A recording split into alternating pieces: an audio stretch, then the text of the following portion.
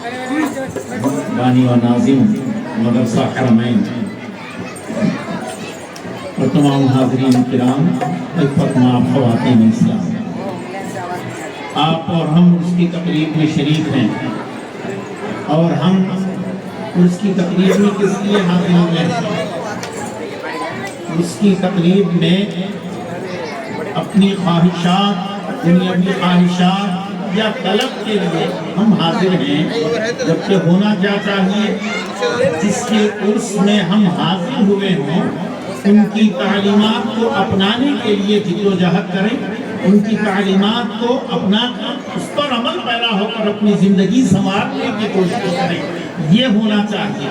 مگر آج ماحول یہ بن گیا ہے کہ اس شریف میں جاتے ہیں تو ہمارا خیال اور مقصد یہ رہتا ہے کہ میرا فلاں کام رکا ہوا ہے وہ ہو جائے، فلاں کام میرا اٹکا ہوا ہے وہ ہو جائے، فلاں کام پایۂ تکمیل میں پہنچ رہا ہے وہ ہو جائے۔ مگر یہ نہیں ہوتا کہ ہم اللہ کے ولی کے آستانے پر جا رہے ہیں، اور مقصد یہ ہونا چاہیے کہ جس طرح انہوں نے اپنی پوری زندگی اللہ کی راہ میں گزار کر اللہ کی رضا کے لیے، اللہ کی خوشنودی کے لیے، اللہ کی عبادتوں میں مصروف رہ کر رات و دن اس مرتبے کو حاصل کیا ہے، اس تعلیمات کے مطابق ہم بھی اپنی زندگی گزارنے کی کوشش کریں۔ یہ مقصد ہمارا ہونا چاہیے۔ بزرگان ملت اسلامیہ یہ کیا ہے؟ یہ اللہ کے ولی ہیں۔ اللہ کا ولی کون ہوتا ہے؟ جو اللہ سے بہت زیادہ قریب ہوتا ہے اسے ولی کہا جاتا ہے۔ اور قربت ملتی کیسے ہے؟ قربت اس لیے ملتی ہے کہ اللہ کی رات و دن عبادت جب کرتے ہیں تو اللہ کے فرائض تو ادا ہوتے ہی ہیں، نوافل اتنا زیادہ ادا کرتے ہیں کہ نوافل کے ذریعے اللہ تعالیٰ اپنا قرب عطا فرماتا ہے۔ اور حدیث قدسی ہے، سرکار فرماتے ہیں کہ جب بندہ قرب حاصل کرتا ہے تو اللہ فرماتا ہے کہ میں اس کا ہاتھ ہو جاتا ہوں، میں اس کی آنکھ ہو جاتا ہوں جس سے وہ دیکھتا ہے، میں اس کا ہاتھ ہو جاتا ہوں جس سے وہ دیتا ہے۔ یہ کیفیت ہو جاتی ہے۔ اور پوچھا گیا کہ اللہ ایک بندے کا ہاتھ کیسے بن جائے گا جس سے دیکھتے؟ تو فرمایا گیا، ہمیں تعلیم دی گئی کہ بات یہ ہے کہ اللہ اپنے اس کے ہاتھ میں، اس بندے کے ہاتھ میں اپنے قدرت کے جلوے ڈال دیتا ہے، اور وہ کیفیت اس کے اندر پیدا ہو جاتی ہے۔ بزرگان ملت اسلامیہ یہ اولیاء، اللہ کے اولیاء کے آستانوں پر ہم اپنی خواہش، ہم جائز مرادیں، جائز تمنائیں لے کر آتے ہیں، مگر ہماری زندگی کا مقصد وہ نہیں ہونا چاہیے، بلکہ ہماری زندگی کا مقصد یہ ہونا چاہیے کہ ان تعلیمات کو اپنا کر ہم اپنی زندگی کو سنواریں۔ آج اسلام آباد بھر میں تقریباً آپ کو 100-150 مدرسے نظر آتے ہیں۔ ہر مدرسے میں بچوں کی اصلاح کی جاتی ہے، بچوں کی تربیت کی جاتی ہے، قرآن و حدیث کی تعلیم دی جاتی ہے، اور 100-150 جگہ اتنی محنت کی جا رہی ہے۔ آج آپ آستانے کے بزرگ، آج صاحب عرس حضرت امان اللہ شاہ حسینی رحمۃ اللہ علیہ 284 سال پہلے پردہ فرما گئے۔ اس وقت کتنے مدرسے تھے؟ نظام آباد میں کوئی مدرسے تھے؟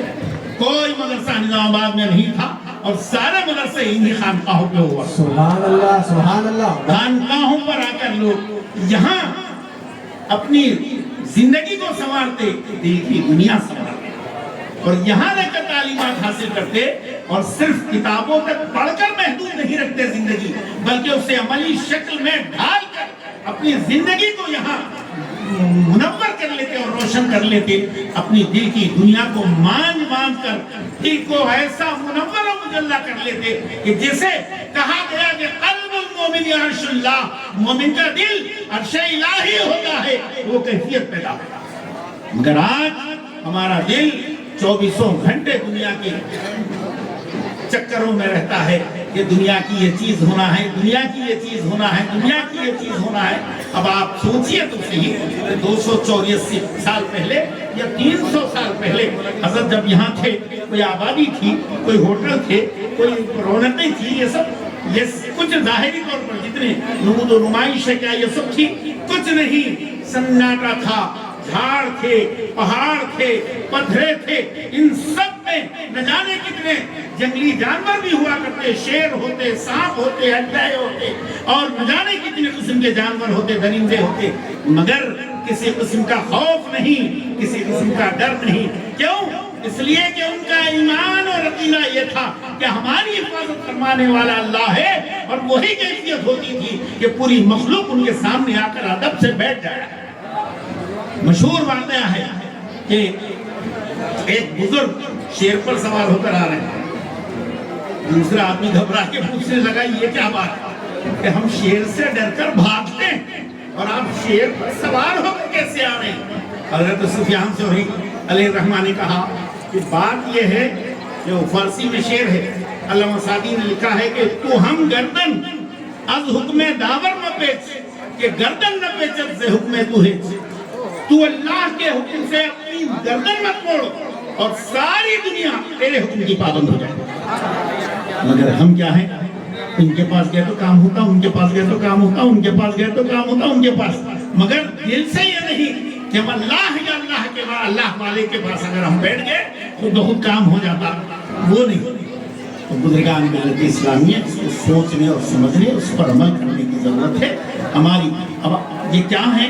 اولیاء کے آستانے آپ کی زندگی کے سنوارنے کے، جیسا کہ میں نے ابھی کہا کہ 100 مدرسے ہو کر بھی آج دل کی دنیا نہیں سنور رہی، آج جسم سنورتا ہے اور لیکن دل کی دنیا تو ویسی ہی ہے جیسی ہماری پہلے رہا کرتی، وہ کیفیت ہے۔ مگر اولیاء کے آستانے پر دل کو اتنا مانجھا جاتا تھا کہ اس کا دل بھی سنور جاتا اور اس کی زندگی بھی سنور جاتی، یہ کیفیت ہوتی تھی، اسی کو اپنانے کی ضرورت ہے۔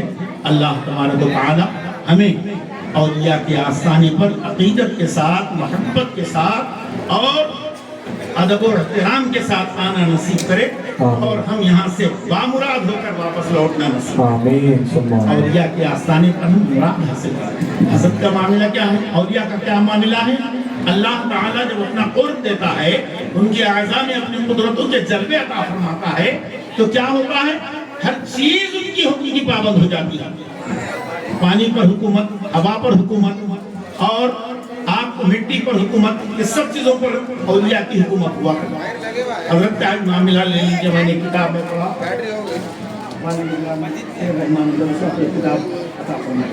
تو اس کتاب میں پڑھا میں کہ حضرت جب تشریف لائے افغانستان سے ہجرت ہوتے ہوئے، افغانستان وغیرہ کندھار وغیرہ سے ہوتے ہوئے جب یہاں تشریف لائے، سب سے پہلے لوگوں نے دیکھا کہ تالاب قریب میں، اس کتاب میں تذکرہ قریب میں تالاب تھا، ایک تالاب تھا، تالاب پہ مصلی بچھا کر حضرت اس پہ سیر فرما رہے، نماز کا مصلی بچھا دیے تالاب پر اور اس پر سیر ہو رہی، وہ جانور چرانے والے پورے بچے پریشان ہیں، یہ کیا ماجرا ہے؟ ہر آدمی کو ہم نے دیکھا پانی میں آتے ڈوب جاتا، مگر یہاں تو پانی پہ آدمی تیر رہا ہے۔ اور فوری لوگ رک گئے، اور پھر اس کے بعد حضرت نے اپنا مصلی میں جھٹک دیا اور اس میں سے اتنی شکر نکلی کہ وہ جتنے جانور چرانے والے تھے سب کھائے بھی، خوش ہوئے اور لے کے گئے۔ پھر اس کے بعد مشہور ہو گیا گاؤں آباد میں کوئی بزرگ آئے ہوئے ہیں، کوئی شخصیت آئی ہوئی، معلوم نہیں کون ہے، کہ ان کی کیفیت یہ ہے کہ وہ تالاب کے اوپر تیرتے ہیں، تالاب کے اوپر چلتے ہیں، اور یہ کیفیت ان کی ہے۔ تو پھر سارا شہر ہی جمع ہونے لگا۔ پھر اس کے بعد حضرت کو تعلیمی لیاقتوں کو دیکھ کر اس وقت کے لوگوں نے حضرت کو جج بنایا یہاں، اور دوسرے ججز بھی تھے مگر یہ بھی تھے۔ اور پھر اس کے بعد ایک فیصلہ ایسا آیا کہ حضرت نے ایک فیصلہ دیا، اور لوگوں نے کہا کہ یہ کیسے ہو سکتا ہے؟ حضرت نے کہا کہ اگر میرا فیصلہ صحیح ہے تو انشاءاللہ العزیز قلم اٹھے گا اور جواب لکھے گا۔ اور سارے لوگوں نے دیکھا کہ قلم تو بہت اٹھا ہے اور جواب لکھتا جا رہا ہے۔ تو اس کیفیت کو دیکھ کر لوگوں نے کہا کہ واقعی یہ جواب سچا ہے اور صحیح رہنمائی ہے۔ یہ کیفیت، یہ سب کرامتیں ہوتی ہیں اللہ کے قرب حاصل کرنے سے۔ میرے دوستو، اللہ کے اولیاء کی عقیدت، محبت بسائی اپنے دلوں میں، اور ان کی تعلیمات کو اپنا کر اپنی زندگی سنواریے۔ آپ صرف دنیاوی اغراض کے لیے، دنیاوی طلب کے لیے آپ مت آئیے، بلکہ اس لیے آئیے اولیاء کے آستانے پر ان کی تعلیمات کو اپنائیں اور ان سے محبت پیدا کریں۔ انشاءاللہ اللہ کے اولیاء کی محبت آپ کی زندگی کو سنوار دے گی۔ اللہ تبارک و تعالی ہمیں اولیاء کی سچی محبت، سچی عقیدت اور ان کے بتائے ہوئے راستے پر ہمیں چلنا نصیب کرے وآخر دعوانا ان الحمدللہ رب العالمین سبحان اللہ، سبحان اللہ. یہ تھے